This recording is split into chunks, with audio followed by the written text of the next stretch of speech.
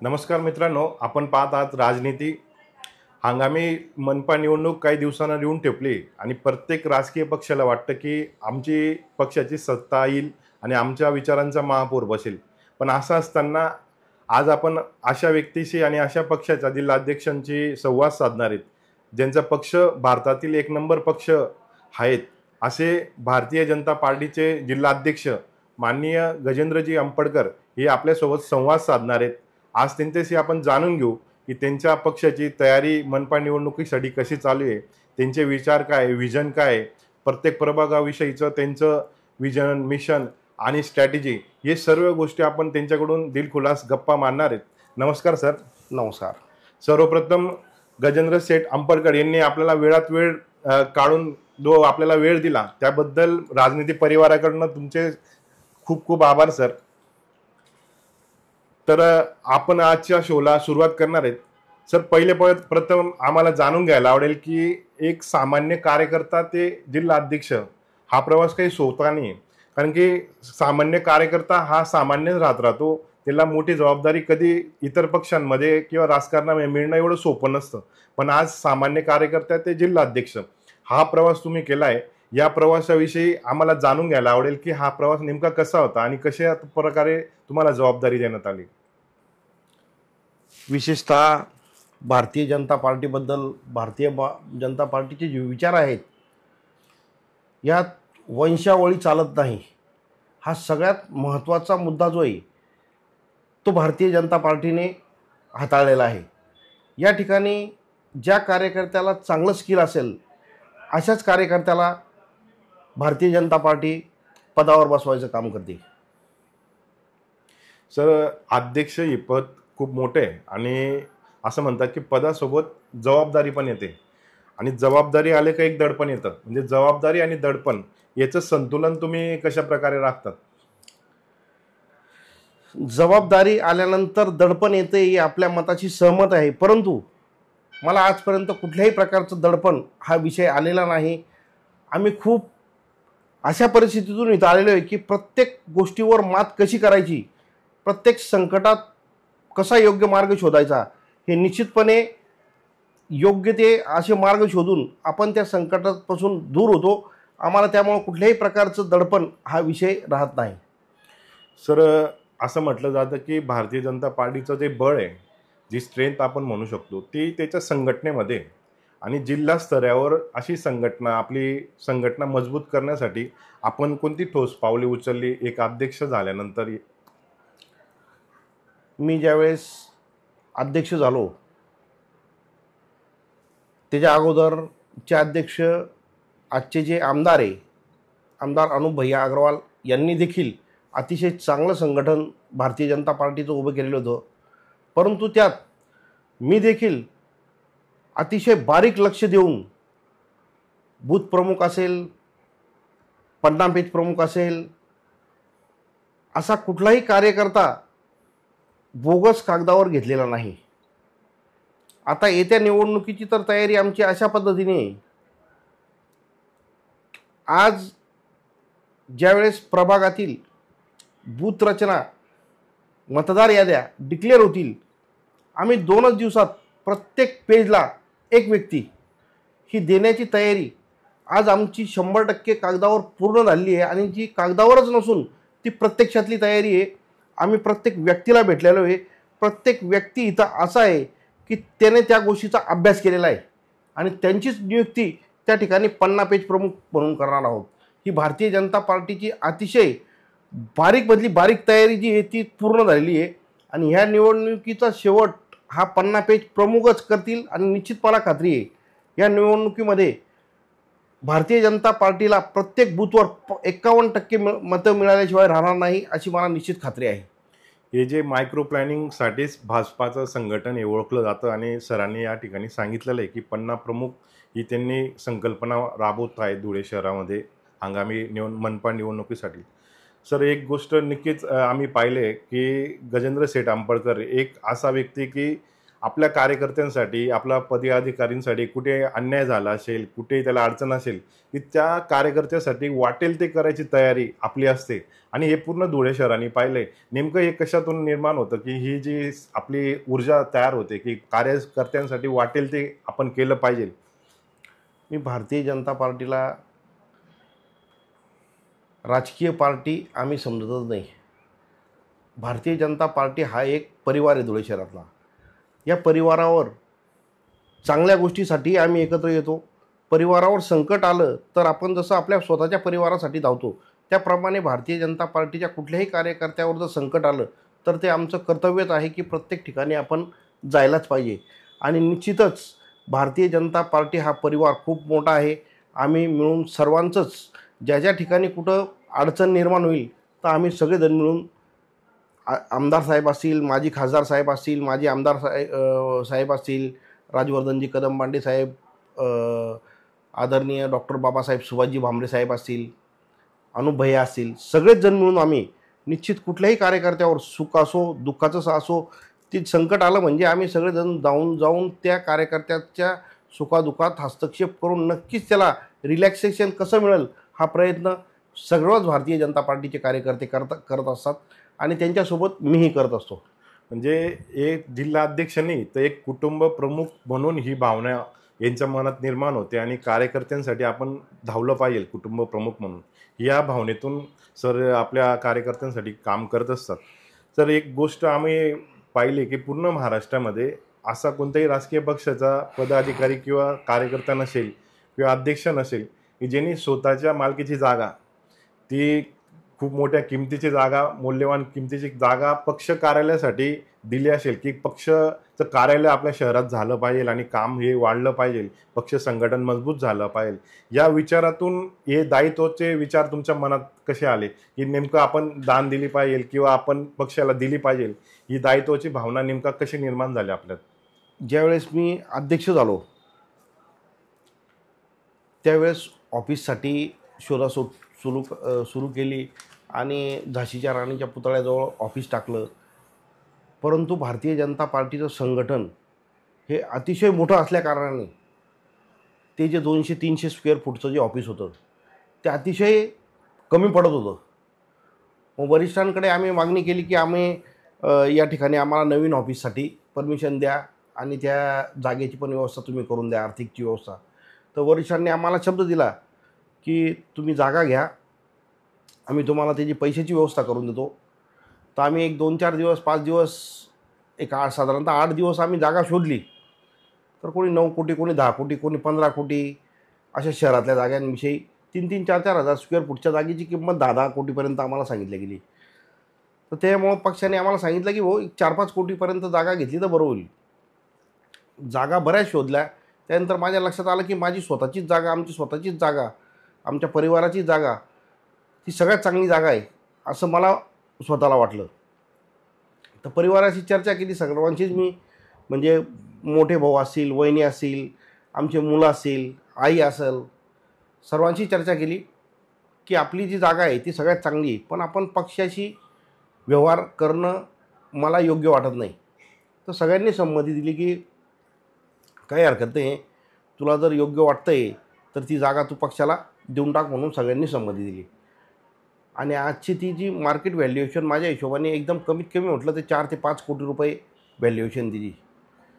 तर म्हणून ती जागा आज आम्हाला, आमचा पक्ष एवढा वाढलेला आहे परिवार, तर आमच्या पक्षाचं संघटन अजून वाढावं यासाठी आम्हाला कुठंतरी एक जागा पाहिजे होती, कुठंतरी ऑफिस पाहिजे.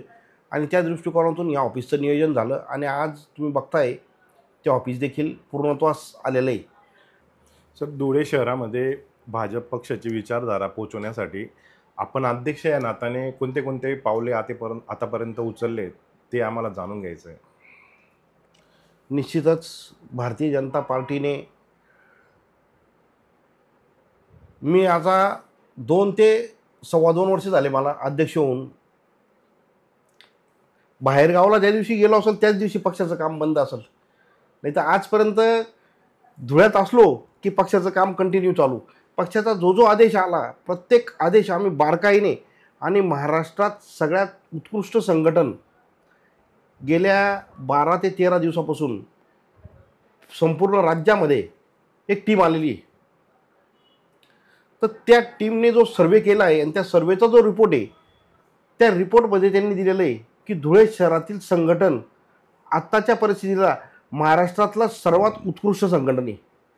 त्याचं कारण असं आहे की आम्ही पक्षाने दिलेले वरून जे काही आदेश आले ते कार्यक्रम अतिशय भव्य दिव्य अशा पद्धतीने राबवले की पक्षाने जसं, आता तुम्हाला एक छोटंसं उदाहरण देतो आम्ही. धुळे शहरात 4 मंडल आहे. 4 मंडल आहे. तर आम्हाला रक्तदानचा कार्यक्रम दिला मुख्यमंत्री साहेबांच्या वाढदिवसाच्या निमित्ताने की आपल्याला संपूर्ण राज्यात रक्तदान शिबिर घ्यायचं म्हणून. तर प्रत्येक मंडळात रक्तदान शिबिर घ्या आणि कमीत कमी एक 100-150 बाटल्या तरी तुम्ही सगळ्यांनी मिळून करावं. तर आपल्या धुळे शहरात 30 ठिकाणी रक्तदान झालं आणि टोटल 4,500 रक्ताच्या बाटल्या जमल्या. महाराष्ट्रात 1 नंबर. तर अशा प्रत्येकच, जसं रक्तदान सांगितलं, परत आता आपला ऑनलाईन सदस्यता नोंदणी असेल. आता आम्हाला जे टार्गेट आलं ते 45,000चं आलं आणि ऑनलाईनच आम्ही 90,000च्या वरती करून टाकले. ऑफलाईन जवळजवळ 11 ते 12,000 केले. म्हणजे साधारणतः 1 लाखाच्या पुढं आम्ही ते टार्गेट केलं. त्यामुळं प्रत्येक आलेला जो कार्यक्रम आहे आम्ही एकदम बारकाईने राबवतोय. त्यामुळं अतिशय चांगलं संघटन धुळे शहरात निर्माण झालेलं आहे. त्यात कार्यकर्त्यांचं मोलाचं योगदान या प्रत्येक कार्यक्रमात, हा प्रत्येक कार्यक्रम राबवण्यामध्ये सगळ्यात मोलाचं योगदान जर असेल तर या भारतीय जनता पार्टीच्या प्रत्येक कार्यकर्त्याचं आहे. त्यात माझं 1% योगदान आहे, पण कार्यकर्त्यांचं 99.99% योगदान आहे. सर, सर्वांचं लक्ष लागून असले मनपा निवडणूक काही दिवसांवर ठेपली आणि अशामध्ये सर्वांचं लक्ष याच गोष्टीकडे की भाजप नेमकं कोणत्या मुद्द्यावर मनपा निवडणूक लढेल, तर याबद्दल आपली काय प्रतिक्रिया आहे? भाजपाने गेल्या पंचवार्षिकला जी कामे केलेली आहेत 25 ते 30 वर्षात झाली नाही एवढी विकासाची कामं गेल्या पंचवार्षिकला झालेली आहे.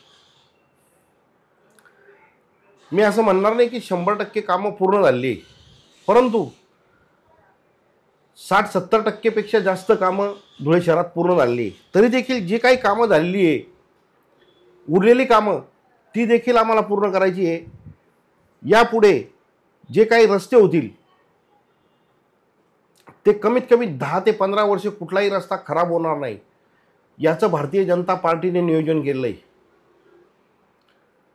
सर्वात महत्त्वाचा जो धुळे शहरासाठी मुद्दा आहे रोजगार, त्या रोजगारीचा प्रश्न सुटण्यासाठी धुळे शहराचे लाडके आमदार अनुपभाई अग्रवाल यांना आमदार होऊन फक्त 10 महिने झाले आज.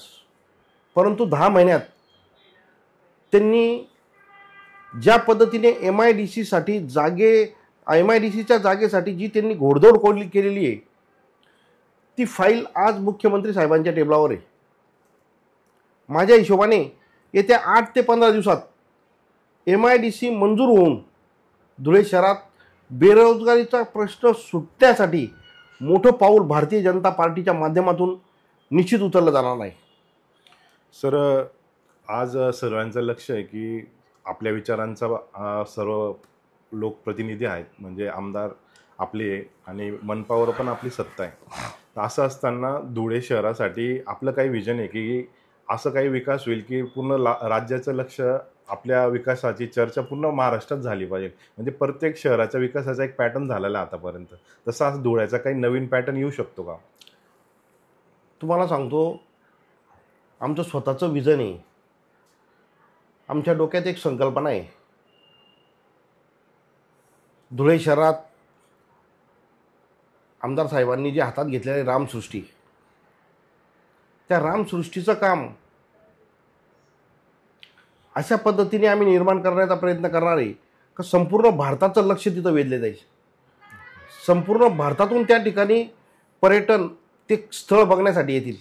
अशा पद्धतीचं भारतीय जनता पार्टीचं खूप सूक्ष्म अशा पद्धतीने नियोजन झालेलं आहे आणि मला निश्चित खात्री आहे येत्या पंचवार्षिकला, येत्या 5 वर्षाच्या आत आम्ही हे प्रोजेक्ट निश्चित पूर्णत्वास नेण्यासाठी प्रयत्न करू.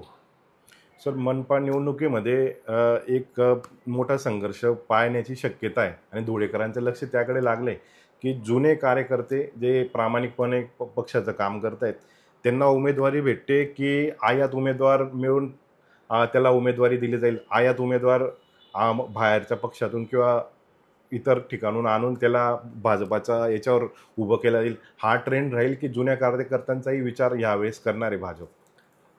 या ठिकाणी भारतीय जनता पार्टी असो, भारतीय जनता पार्टीच्या माध्यमातून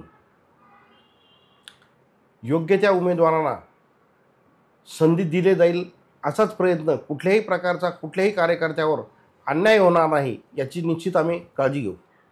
सर, उमेदवारी निवडताना काही निकष असतात पक्षाचे, तर मग त्यासाठी भारतीय जनता पार्टी कोणते निकष वापरते? म्हणजे ज्याची प्रतिमा चांगली तो, की मोठा जनसंपर्क आहे तो, की ज्याची कार्यक्षमता जास्त आहे अशा? हे बघा, तिची कार्यक्षमता जास्त आहे, जनतेमध्ये प्रतिमा चांगली आहे, जनसंपर्क चांगला आहे, ह्या सगळ्याच गोष्टी एकत्र ज्यात असतील अशाच कार्यकर्त्याची त्या ठिकाणी आम्ही निवड करू. म्हणजे एकंदरीत ज्यांचे तिघींचा संगम असेल अशा उमेदवाराला संधी देऊ शकते असं सूचक वक्तव्य सरांनी या ठिकाणी केलंय. निश्चित. सर, विरोधकांकडून सातत्याने नकारात्मक प्रचार केला जातोय किंवा काही आरोप लावले जात आहेत, यावर तुम्ही कसा प्रतिसाद देणार त्यांना? मी विरोधकांविषयी कुठल्याही प्रकारचं वक्तव्य करणार नाही. आम्ही एकच सांगू, धुळं शहर भविष्यातलं स्वच्छ शहर, सुंदर शहर, या अगोदर असं कुठल्याही प्रकारचा विकास झालेला नाही. अशा प्रकारचा विकास भारतीय जनता पार्टीच्या माध्यमातून मी स्वतः तर ज्या दिवशी महापालिकेवर सत्ता बसल त्या दिवसापासून कटाक्षाने बारकाईने लक्ष देऊन धुळे शहर स्वच्छ शहर, सुंदर शहर, देखणं शहर आणि धुळे शहराचा बेरोजगारीचा प्रश्न कसा सुटेल या गोष्टीकडे लक्ष आपल्याला देणं गरजेचं आहे. आपल्याला विरोधक काय बोलताय, विरोधक टीका करणार जे त्यांचं ते काम आहे, त्यामुळे त्यांनी टीका करत राहू, आम्ही विकास करत राहू. सर, या निवडणुकीमध्ये भारतीय जनता पार्टी ही स्वतंत्र लढेल की युती म्हणून लढणार आहे, याकडे सर्वांचं लक्ष लागू नये, याबद्दल आपण काय सांगाल? भारतीय जनता पार्टी युती म्हणूनच लढेल. वरिष्ठांच्या जो आदेश येईल त्या आदेशाचं निश्चित पालन होईल. सर, मागील 5 वर्षामध्ये जो धुळे शहरामध्ये आपली मनपावर सत्ता होती आणि त्या आधारे अनेक विकासात्मक कामं केले गेल्याचं आपण बोलतायत, नेमके कोणकोणते विकासाची कामं मागच्या 5 वर्षामध्ये झाली आणि हंगामी जर आपल्याला पुन्हा संधी मिळाली तर कोणते आपण कामं करणार आहात? सर्वात महत्त्वाचा विषय आहे बघा, आता मला एक निश्चित खात्री आहे, गेल्या वेळेस महापालिकेतलं जे काही काम झालेलं आहे माझ्या हिशोबाने 60 ते 70% रस्ते पूर्ण झालेले आहे. एक 25 ते 30% रस्ते अपूर्ण आहे. जे रस्ते अपूर्ण असतील यापुढं जो पण रस्ता होईल तो माझ्या हिशोबाने 10 ते 15 वर्षे त्या रस्त्यावर खड्डं पडणार नाही याची काळजी आम्ही घेणार आहे. सगळ्यात महत्त्वाचा जो विषय रस्ते, गटरी, लाईट, पाणी याकडे तर आम्ही लक्ष देणारच आहे, परंतु या व्यतिरिक्त धुळे शहरातील बेरोजगारीचा प्रश्न कसा सुटल याकडे एकदम बारीक कटाक्षाने आमचं लक्ष राहील. आणि निश्चित मला खात्री आहे एक 5 ते 10 हजार लोकांना आम्ही येत्या पंचवार्षिकला निश्चितच रोजगारीसाठी, रोजीरोटीसाठी लावणार आहोत. सर, नेहमी एक संघर्ष पाहायला मिळतो की पक्ष संघटनेमध्ये ज्येष्ठ आणि युवा यांचं समीकरण फारसं बऱ्याच पक्षांमध्ये जुळत नाही, पण आपल्या भारतीय जनता पक्षामध्ये ज्येष्ठ आणि युवामध्ये आपण कशा प्रकारे संतुलन साधतात? एक अध्यक्ष या नात्याने भारतीय जनता पार्टीचा जो कार्यकर्ता आहे हा पक्षाने दिलेला आदेश पाळणारा कार्यकर्ता आहे. आमच्या भारतीय जनता पार्टीमध्ये कुठलाही कार्यकर्ता लहान अथवा मोठा ही भावना त्यांच्यामध्ये नाही आणि अतिशय एकोप्याने असलेले आमचं सर्वच कार्यकर्ते या ठिकाणी कुठल्याही प्रकारचा आमच्यात राग, द्वेष, कोणाविषयी भावना, वाईट अशा प्रकारचं कुठल्याही प्रकारचं या ठिकाणी भारतीय जनता पार्टीमध्ये नाही. सर्व एका दिलाने, एका मनाने काम करतात. सर, हंगामी मनपा निवडणुकीच्या तोंडीवर आता काही दिवसांनी मनपा निवडणूक जाहीर होईल, त्या अनुषंगाने धुळेकर नागरिकांसाठी आपला काय संदेश असेल किंवा काय आव्हान असणार आहे आपलं? सर्वात प्रथम आपण धुळेकर जनतेमध्ये जनतेपर्यंत आमच्या भावना पोचवत आहे याबद्दल मी तुमचासुद्धा आभारी आहे. कारण तुमच्या माध्यमातून निश्चितच मला खात्री आहे की भारतीय जनता पार्टीचे विचार आहे हे जनतेपर्यंत जातील. त्यामुळे मी तुमचा खूप खूप आभारी आहे. मी जनतेला एकच सांगेल, या अगोदरही कोणाची तरी सत्ता होती, या अगोदर भारतीय जनता पार्टीची सत्ता होती, त्या अगोदर राष्ट्रवादी असेल, काँग्रेस असेल, इतर कुठलेही पक्ष असेल, त्या पक्षांची सत्ता महापालिकेवर होती. परंतु धुळेकर जनतेला मी एक वचन देतो, यापुढे भारतीय जनता पार्टीच्या माध्यमातून धुळे शहरात होणारे रस्ते असेल, जे विकासाचे कामं असेल, ते दर्जेदार पद्धतीचे कसे होतील याकडे मी निश्चित लक्ष देईल. दुसरा सगळ्यात मोठा जो प्रश्न आहे तो आपला बेरोजगारीचा. ते धुळे शहराचे आपले लाडके आमदार अनुभैया अग्रवाल यांच्या पाठीशी मी सततच लागलेला असतो. भर मिटिंगामध्ये सुद्धा बोलतो मी की भैया तुम्ही खाली लक्ष कमी द्या पण वर लक्ष जास्त द्या. तर निश्चित मला खात्री आहे त्यांची जी घोडदौड जी चालू आहे ती अशा पद्धतीने चालू आहे की आज 10 महिन्यात त्यांनी जी फाईल खालून सुरुवात करून आज मुख्यमंत्र्यांपर्यंत पोहोचवली आहे. आणि मला निश्चित खात्री आहे की येत्या 1 ते 2 महिन्यात, एकाच महिन्यात, इलेक्शनच्या अगोदर कुठल्याही परिस्थितीत ती फाईल मंजूर होऊन धुळे शहराचा बेरोजगारीचा जो प्रश्न आहे तो सुटण्यास मोठी मदत मिळणार आहे. आणि धुळे भारतीय जनता पार्टीच्या माध्यमातून धुळे शहराचा तर विकास होईलच, परंतु कुठल्याही प्रकारचा 2 नंबर अवैध धंदे यांना कुठल्याही प्रकारचं सहकार्य होणार नाही. आम्ही कुठलाही कार्यकर्ता 2 नंबरवाला जवळ घेणार नाही. धुळे शहर हे भयमुक्त कसं राहील असा निश्चित प्रयत्न आम्ही भारतीय जनता पार्टीच्या माध्यमातून करू. मित्रो, हे होते गजेंद्र शेठ आंबेडकर. त्यांच्याकडून आपण संवाद साधून अनेक गोष्टींचा उलगडा केला आहे की धुळे शहराविषयी त्यांचे जे विजन आहे की भयमुक्त वातावरण, अवैध धंदे बंद करण्याचं त्यांचं आव्हान, दर्जेदार रस्ते, 5 वर्ष टिकतील असे रस्ते, परत बेरोजगारीचा प्रश्न सोडवण्यासाठी ते प्रयत्नशील असलेल्या MIDCचा प्रश्न, अशा अनेक गोष्टींवर त्यांच्याशी चर्चा केली. प्लस त्यांचं पक्ष संघटनेमध्ये कशा पद्धतीने काम चालू आहे, 50 कार्यकर्ता किंवा मायक्रो लेवलचं प्लॅनिंग कसं चालू आहे ते आपण जाणून घेतलं. त्याबद्दल सरांचं खूप खूप आभार. आपण सर्वांना एक आवाहन करू इच्छितो की जे लोक या ठिकाणी हा पॉडकास्ट बघतायत त्यांनी सर्वांनी आमच्या चॅनलला लाईक आणि सबस्क्राईब करा, खूप काही शेअर करा. एक दर्जेदार कंटेंट आपल्याला येत्या काही दिवसात मिळणार आहे. आणि निवडणुकीच्या पार्श्वभूमीवर प्रत्येक नेत्याचे विचार आणि विजन आपण या चॅनलवर बघू शकणार. नमस्कार.